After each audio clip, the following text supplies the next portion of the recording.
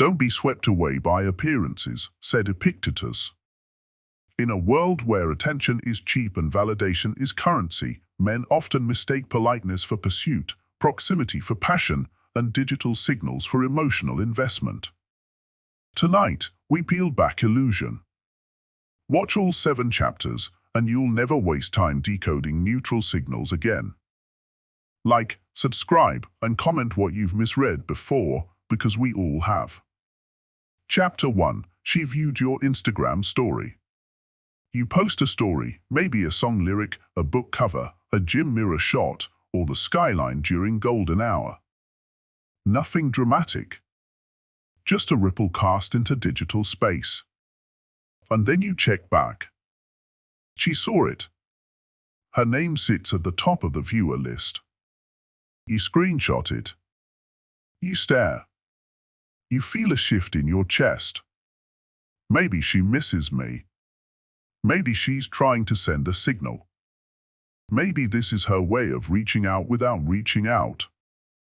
You start scrolling her profile. You look for likes. You wonder if that story view at 1:14 a.m. means she's still thinking about you. But here's the truth, it probably doesn't. You're projecting weight onto a reflex. In the modern attention economy, tapping through stories is less conscious than blinking. People scroll through 50, 100 stories a day while waiting in line, before sleep, during lunch, in between texts. It's muscle memory.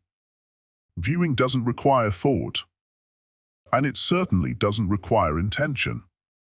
When you treat that view as evidence of hidden desire, you're not reading her actions, you're reading your own longing. You're hoping passive proximity equals romantic interest. But it doesn't. Story views are not contact. They are not communication. They are not engagement. They are invisible presence, and presence without intention is just noise. Stoic perception cuts through illusion. It asks, what do I know for sure? What's actually happened? Has she reached out? Has she replied with enthusiasm? Has she commented, reacted, followed up, initiated? Or has she just watched? Because if all you're getting is a silent view with no message, no effort, no continuation, you're not in her orbit. You're just on her feed. And let's be honest, the same way you sometimes tap through stories out of habit, boredom, or distraction, so does she. That doesn't make you meaningful. It doesn't make her malicious.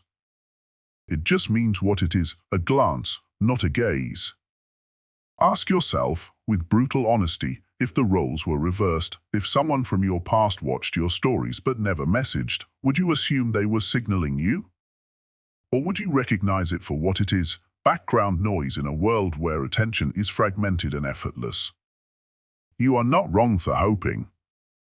But you must be disciplined enough not to mistake hope for evidence. The Stoic man doesn't assign meaning where none has been confirmed. He doesn't build stories on silence. He doesn't mistake digital presence for emotional investment. He sees clearly, moves rationally, and protects his time, his attention, and his self-respect like they are sacred. Because they are. If she wants to reconnect, she will. If she has something to say, she'll say it. And when a woman is truly interested, she doesn't watch quietly from afar. She finds a way back into your life that doesn't rely on the assumption that you'll notice her watching. She doesn't stay on the sidelines. She steps into your space. And she makes it known. Until then, stop feeding fantasy. Stop mistaking a reflex tap for reentry. Stop re-watching your own story to see if her name is still there. She viewed it. That's it. Nothing happened. You're not meant to chase the shadow of a maybe. You're meant to pursue what's clear, mutual, and present. So next time her name appears, thank the algorithm for the data point, but don't confuse it for a signal. It was a scroll, not a sign. Let it pass through your awareness like background noise. No reaction. No meaning. No need. Because your attention isn't free. And your peace isn't for sale. Chapter 2. She gave you her Instagram, not her number. You worked up the courage. The conversation was flowing. There was rapport. So you asked for her number. And she paused, smiled, and handed you her Instagram instead. You took it as a soft yes. A green light. You told your friend she didn't say no, so maybe it's something. Maybe this is how people connect these days. But what she actually gave you wasn't access. It was distance dressed up as convenience. It was a socially acceptable form of deflection. She gave you her handle instead of her number because it allows her to disappear without confrontation. No notifications. No pressure. No accountability. Instagram is not the modern phone number, it's the modern buffer.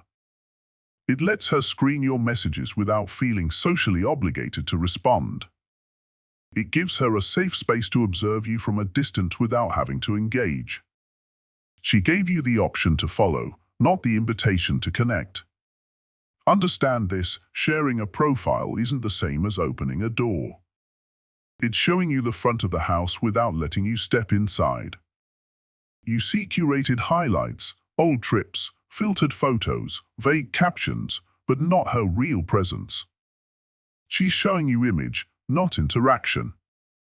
Most men mistake this handoff for progress. They treat it like a maybe.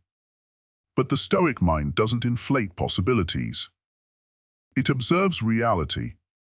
If she wanted you to reach her, really reach her, she'd make it unmistakably easy.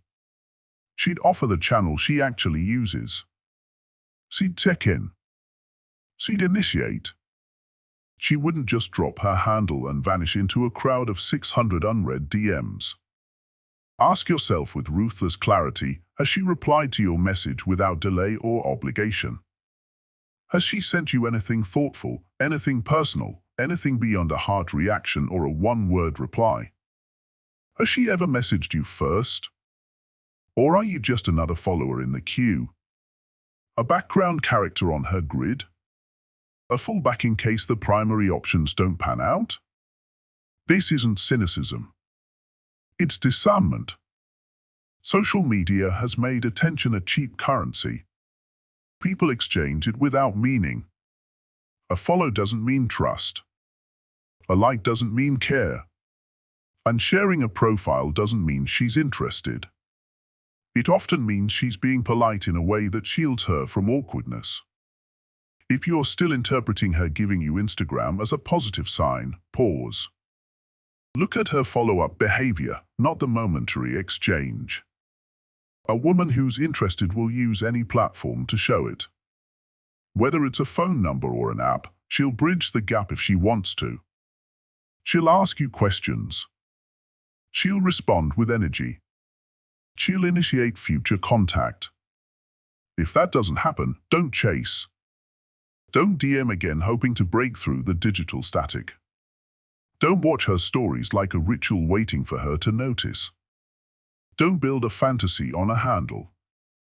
Because an open line is not an open heart.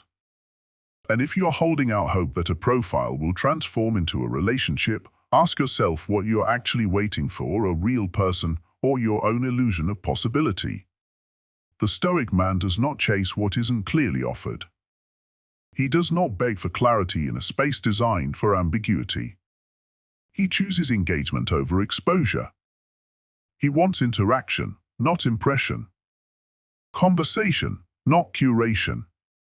Know the difference. And if it isn't clear, it isn't there. Let go. Refocus. Redirect your energy into something with weight, friction, and real feedback. A person who wants to be found doesn't make herself invisible. A woman who's interested doesn't just give you a glimpse, she gives you a door. Don't settle for a window. Chapter 3. She's nice to you. She smiled. She asked how your day was. She said take care and made clear, steady eye contact. You felt something spark. Maybe she's interested. Maybe that was flirting. Maybe this is her way of gently signaling she wants you to lean in. And before you've even stepped out of the building, your mind is building a story, one where that simple warmth means something more. But the uncomfortable truth is often this: kindness is just kindness. And in many cases, it's a script, not a signal.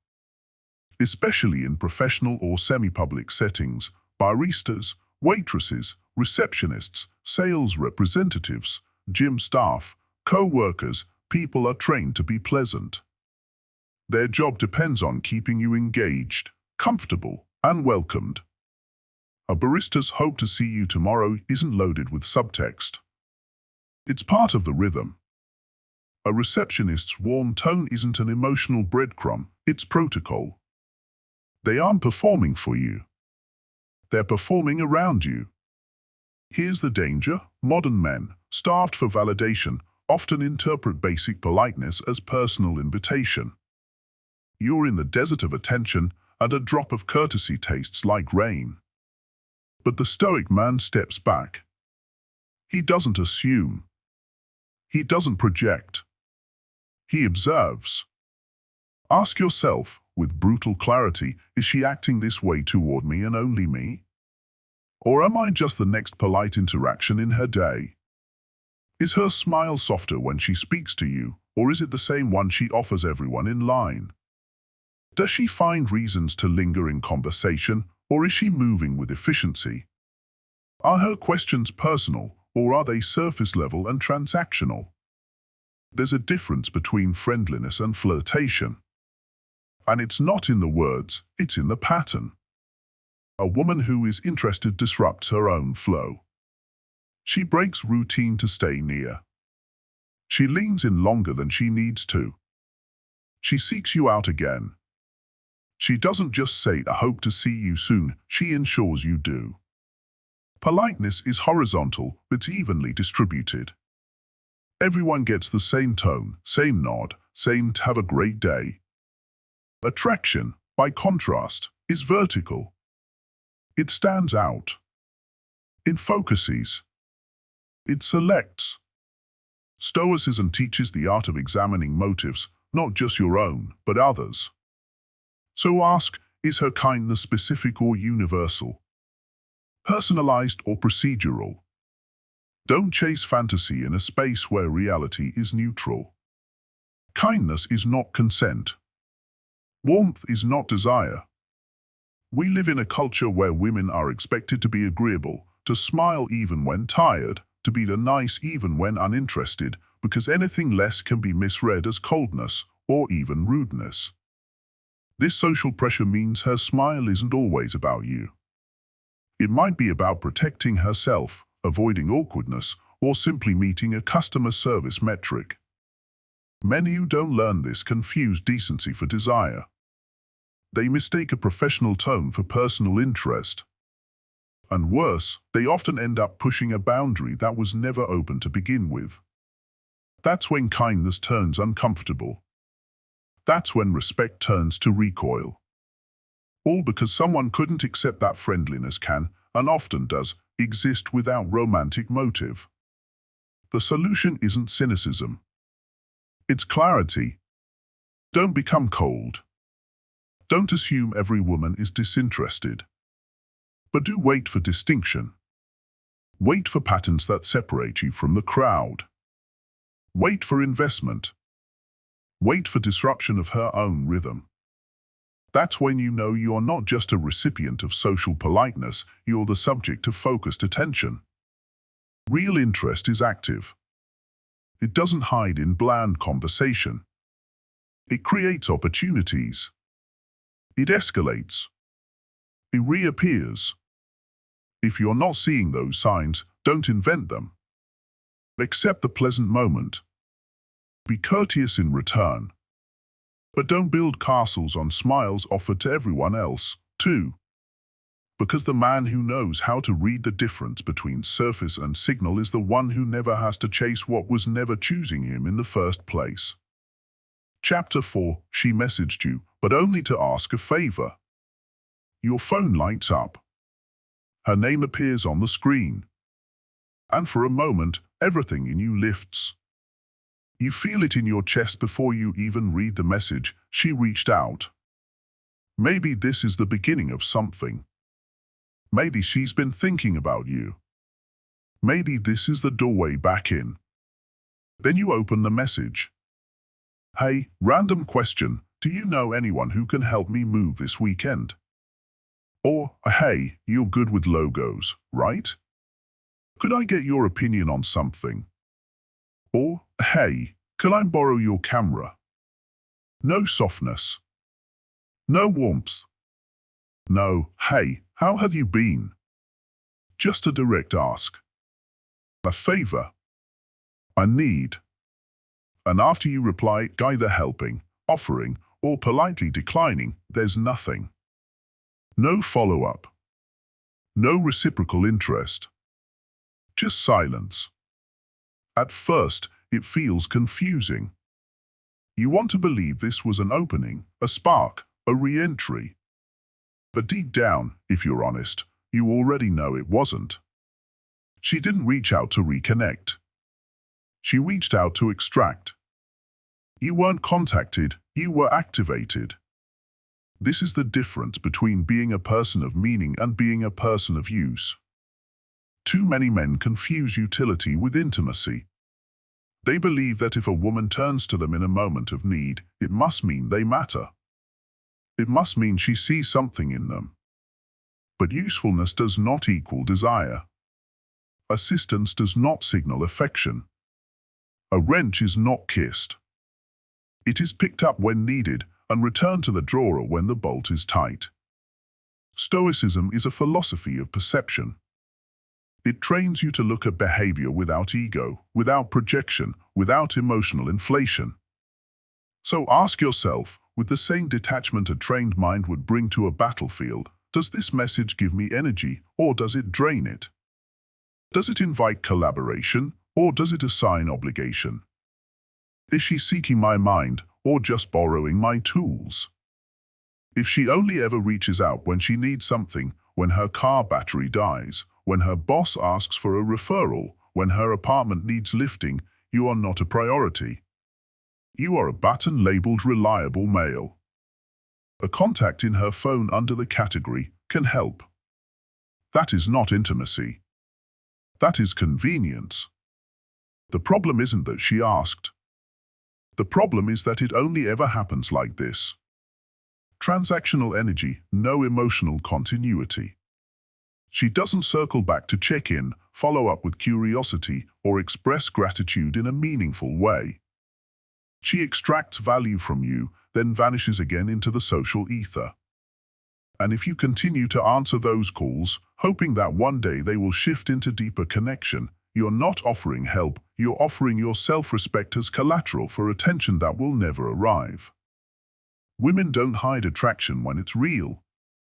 They don't camouflage interest as logistical requests. If a woman wants you in her life, you won't feel like a resource. You'll feel like a rhythm. She'll reach out for your voice, not your tools. She'll initiate without urgency. She'll message because she wants your presence, not because she needs your performance. Until then, step back. Respectfully, quietly, with discipline. Stop over-delivering on one-sided asks. Stop replying immediately to favor-based texts hoping they become conversations. If she wants help, she can ask, and you can choose when, how, and if you want to respond. But never, ever confuse being summoned with being valued. Because once you step into the role of the on-call assistant, it's difficult to become the man she pursues. You've already established the power dynamic. You wait. She requests. You jump. She disappears. And every time you participate in that pattern, you reinforce that your role is to be nearby, useful, but invisible. The Stoic man knows this and acts accordingly. He does not punish the woman. He does not dramatize the moment. He simply steps out of the drawer, removes himself from the toolkit, and returns to the work that builds his world, where his presence is earned, not assumed. And here's the paradox: when you stop being easy access, you become higher value. When you stop replying to transactional messages with eager energy, people start noticing the silence. If she ever was interested, she will sense the shift. And if she wasn't, you just saved yourself the time, energy, and illusion that kept you orbiting where gravity never existed. A Stoic knows the difference between being helpful and being used, between being liked and being needed.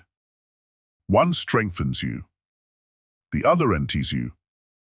Learn to know the difference and stop mistaking requests for romance. Only one leads to something real. Chapter 5. You're overanalyzing subtle behaviors. She laughed. She tilted her head slightly when you spoke. She sent an emoji, maybe two, and now you're in full analyst mode. You replay the sentence 5 times, wondering why she used that tone. You zoom in mentally on the difference between LOL and ha-ha. You're cross-referencing eye contact, intonation, the angle of her shoulder during that group conversation. You even ask your friends, was that flirty or just friendly? You want feedback. You want permission to believe. But the truth is this: you are building a fantasy out of shadows. Attraction doesn't hide in Morse code. It's not some cryptic puzzle you unlock by analyzing patterns of punctuation or micro-glances. If she likes you, it won't feel like solving a Rubik's Cube with your eyes closed. Real attraction moves with clarity, not confusion. And if every interaction feels like a cipher, if you're constantly decoding instead of receiving, what you're experiencing isn't connection. It's uncertainty. And Stoicism teaches that clarity is a form of peace. If the connection causes inner noise, it's probably not real or not mutual. The Stoic lens demands detachment from impulse and fantasy. You feel the urge to hope, to cling, to interpret vague signals as evidence of hidden affection. But more often than not, you're not observing reality, you're trying to force it to validate your desire. That tilted head? Maybe she's just being polite. That emoji? Maybe it's how she ends every sentence with everyone. Your brain wants it to mean more, not because it does, but because it hopes. And this is where overthinking becomes dangerous. It's not that you're curious, it's that you're creating meaning where there's no message. You fill silence with imagined subtext. You assign significance to ordinary gestures. You project emotion onto neutral exchanges, hoping to sculpt something meaningful out of ambiguity. But the person who truly wants you doesn't speak in ambiguity. The woman who is truly interested doesn't force you to translate her intentions like a dead language. She leans in. She makes it known. She replies with enthusiasm, not delay. She creates momentum. She doesn't leave you on the edge of uncertainty, checking your phone like a gambler watching slot reels. If you're stuck in overanalysis, take it as what it is: data. Confusion is your answer. Mixed signals are still a signal, just not the one you were hoping for. The Stoics taught that reality is the raw material. You do not control the clay, only your shaping of it. And if the clay crumbles in your hands, no matter how hard you press, maybe it wasn't clay, maybe it was just dust. When interest is real, it holds form. It responds to pressure. It doesn't vanish when you stop chasing. You have to learn to walk away from questions that keep multiplying without ever arriving at answers. If the connection requires constant decoding, it's not a connection, it's a distraction. And distractions drain energy. They cloud your thinking, steal your focus, and leak momentum from the mission that actually deserves your attention, becoming better, clearer, and more whole, regardless of who sees it. Stop squinting at shadows trying to find a shape. The right person will show up in broad daylight. She won't flirt like she's hiding behind a curtain. She won't force you to become an emotional detective just to find proof of connection. She'll show you, and not just with words, but with consistent actions. When you're constantly searching for hidden signs, you miss the obvious ones. Because truth doesn't need translating. It stands on its own, calm and unafraid of being misunderstood. The right person doesn't leave you with questions they could have answered with a single gesture. They remove a doubt, not multiply it. Your job isn't to decode. It's to observe, to detach, to accept what is and move forward without clinging to what isn't. Every moment you spend rereading her texts, re-watching her reactions, and rerunning conversations in your head is a moment stolen from the life you could be building, one where interest is mutual, energy is clean, and connection doesn't need a microscope. The one who truly wants you won't make you guess. Chapter 6. If she likes you, you'll know it. When a woman is truly interested, the atmosphere changes. It's not loud. It's not fireworks. But something shifts. Her presence becomes directional, not passive. She leans in, and not just physically, but emotionally. Conversation with her feels active, not automatic. Her responses carry life. Her replies don't just land, they return the serve with new momentum. And the best part? You won't need Reddit forums to decipher it. You won't need to dissect emojis like ancient scrolls. Because when interest is real, clarity replaces curiosity. The signal isn't perfect, but it's consistent. Women, shy or extroverted, reserved or animated, find their way to drop breadcrumbs when attraction is real. And you'll feel those breadcrumbs as behavioral cues, not verbal riddles. She doesn't delay for sport. She doesn't disappear as a tactic. She replies with energy. She initiates without excuse. She remembers what you said in passing about your mom's birthday, about your favorite childhood snack, and brings it back into the next conversation. She builds from it, naturally. She listens not just to what you say but to how you say it, and she responds with the kind of thoughtfulness that only comes from authentic investment. You won't be stuck staring at your screen, debating the meaning behind a 5-word reply. You won't be scheduling your life around the unpredictability of her online activity. You won't be checking her Instagram to guess how she might be feeling. If you're left guessing, the answer is already in front of you. It's called inconsistency. And inconsistency is not interest. It's avoidance dressed up as ambiguity. The ancient Stoics prized action over theory. They didn't spend their lives spinning intellectual hypotheticals. They evaluated what is, not what they hoped might be. The same logic applies here. Attraction, like virtue, is not disguised behind riddles or elaborate tests. It reveals itself in forward movement. A woman who likes you doesn't vanish and expect you to chase phantoms. She doesn't create puzzles and call them passion. She doesn't send mixed messages and label them mystery. She simply shows up. She replies. She plans. She brings warmth without needing prompts. She finds ways to make space for you, even if time is scarce. And most importantly, she doesn't require you to audition for her attention. Even the quiet ones, the ones who aren't loud with their affection, will give you something solid. It might be a quick check-in. It might be lingering eye contact or a pattern of thoughtful, reliable responses. But it will always be rooted in motion toward, not hesitation or retreat. So if you're caught overthinking, replaying messages, decoding tone, scanning for signals, you're no longer reading interest. You're reading your own hope. And hope can blur perception. But silence never lies. Silence is her communication. Not the kind you want, but the kind that frees you if you let it. Stoic discipline teaches the power of redirection. The wise man does not chase shadows. He does not breathe life into signals that never existed.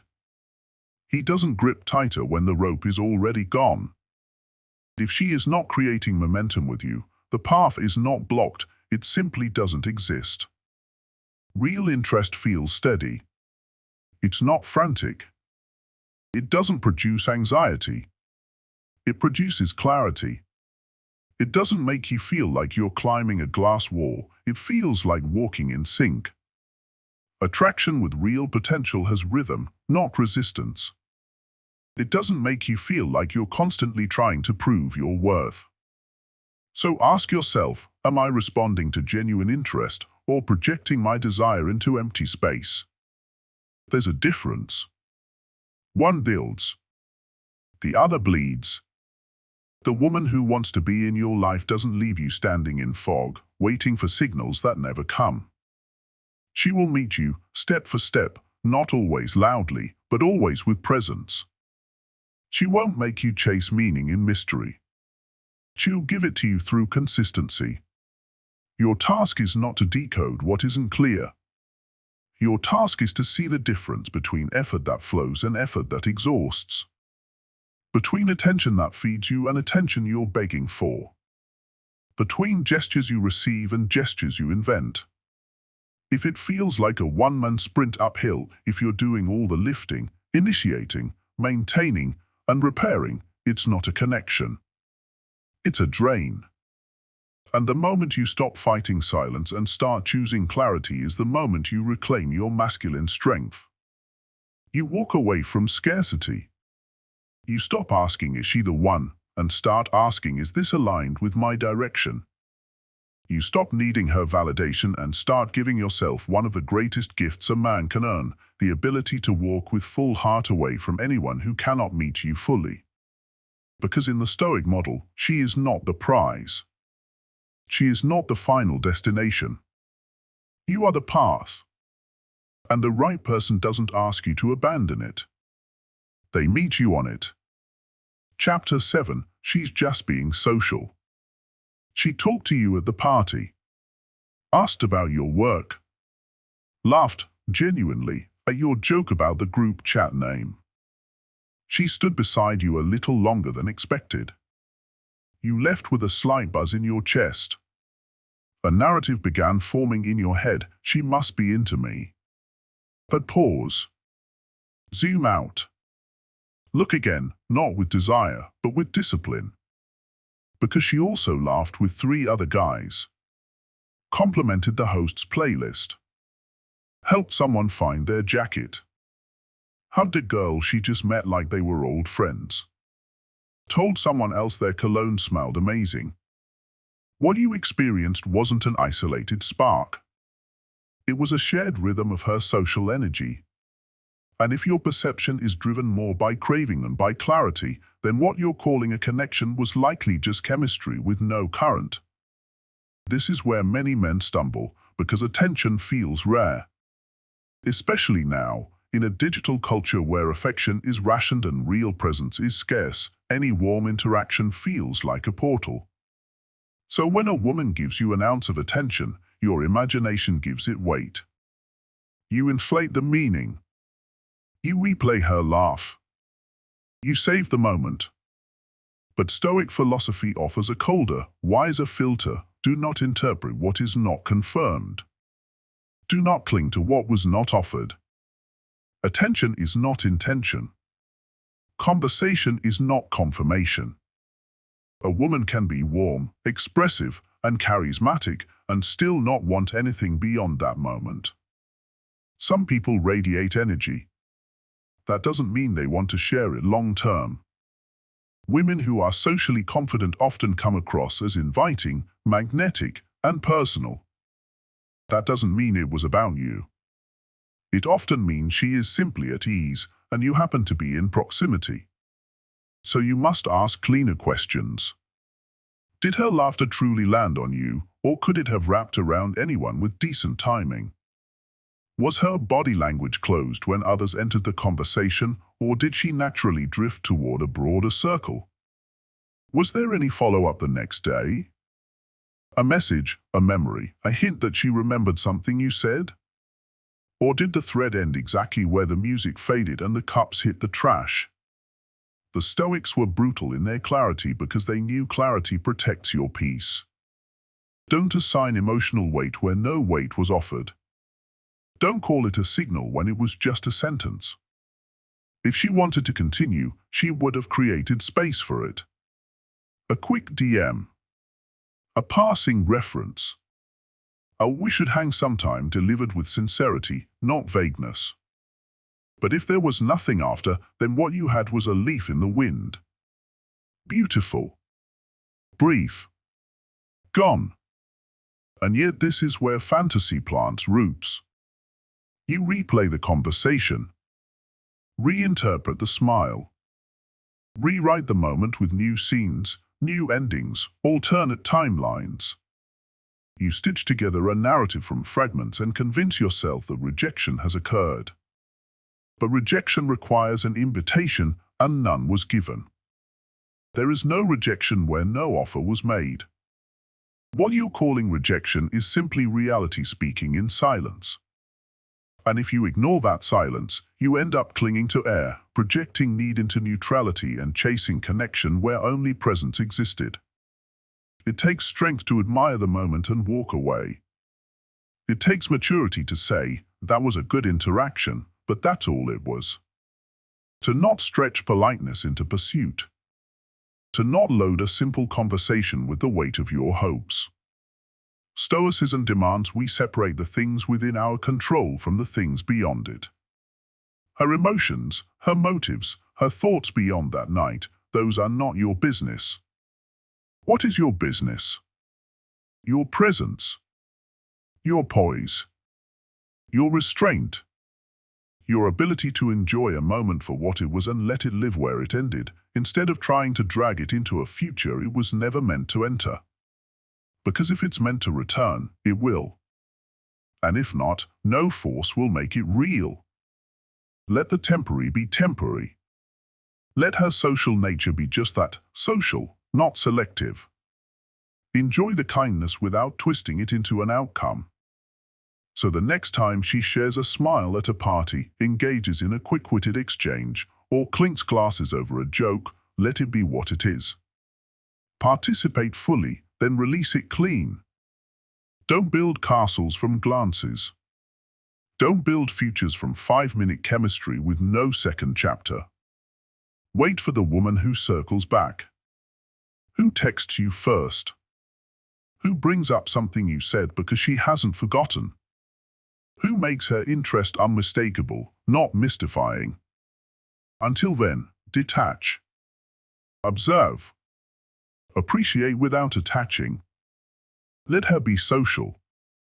You stay centered.